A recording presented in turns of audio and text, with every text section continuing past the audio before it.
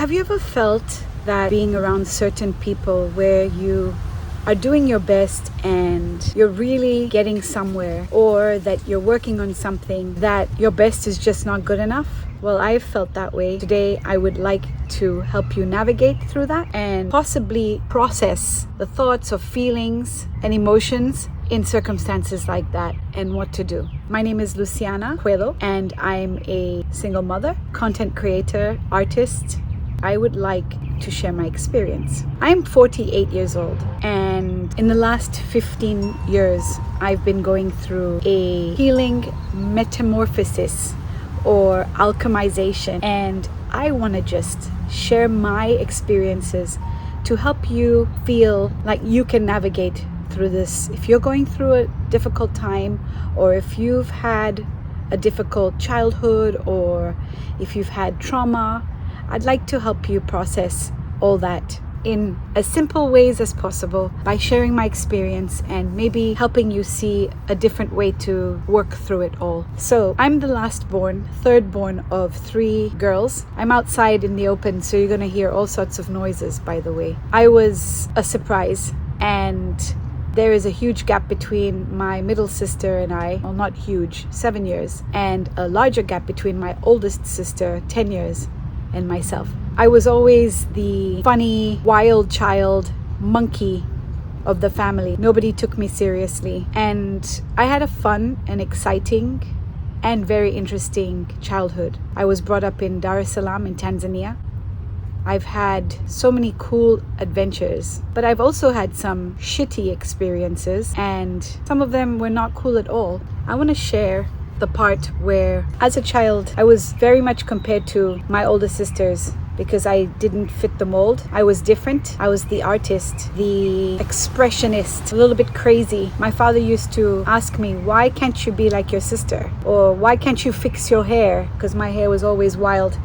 And by the way, it still is. But it was always, why can't you be like, or why can't you do this? Or look at you, go fix yourself, kind of thing. And yeah, I know some children have had it worse than me, but that was still damaging. One time I was even told, why weren't you a boy? Now, I just want to say something about my father. In the last few years before my father passed away, he and I had a beautiful bonding time, a beautiful healing time where we hashed out a lot of past pains and hurts. And he was very remorseful and asked for forgiveness. So please, hold your judgment about my father. What I'm here to talk about is to relate to you on if you've gone through different situations and experiences where you felt put down or compared to other people, or where you felt you were not good enough. Hi, I have my 2 cats here.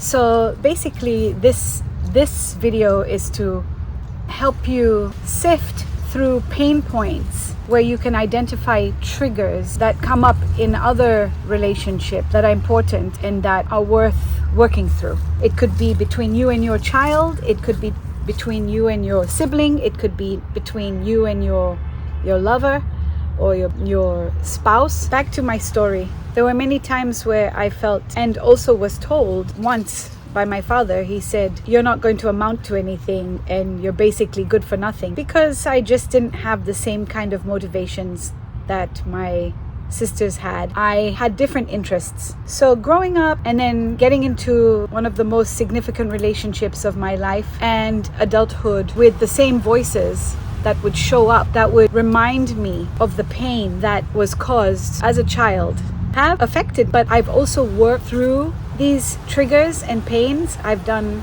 a lot of shadow work. I've done a lot of healing therapy. It's important to know where the pain is coming from. I realized well into my adult life, one of my family members, I don't like to say names, they know who they are.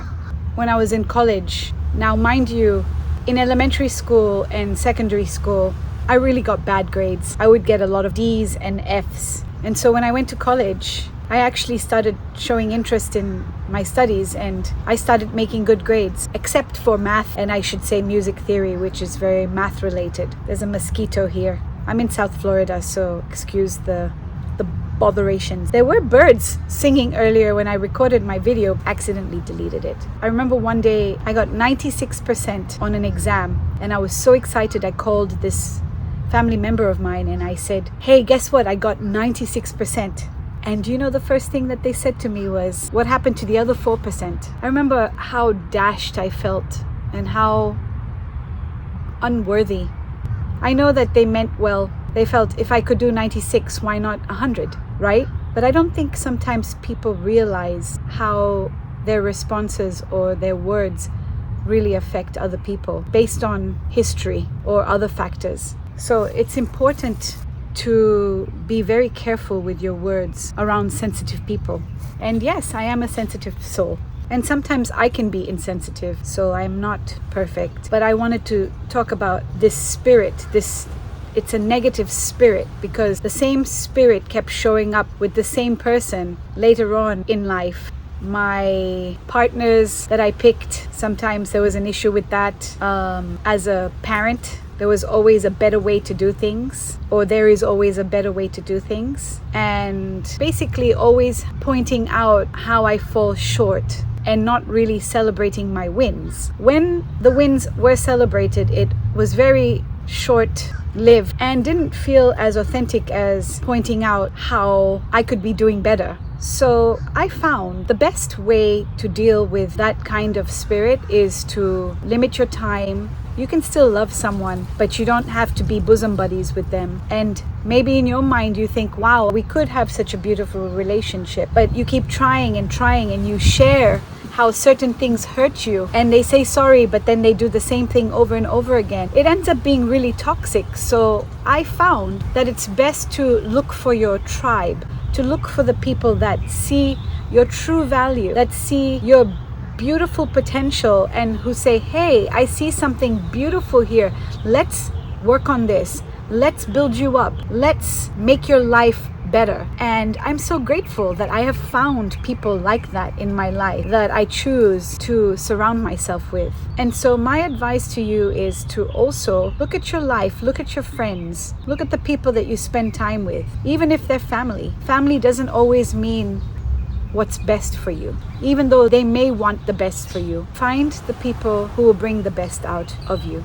Keep being you. You're beautiful just the way you are. You're amazing, and do your best. Just do your best. And if you fail, like the song goes, pick yourself up and try again. I send you love, I send you light, I send you healing, and connect with nature. Blessed be.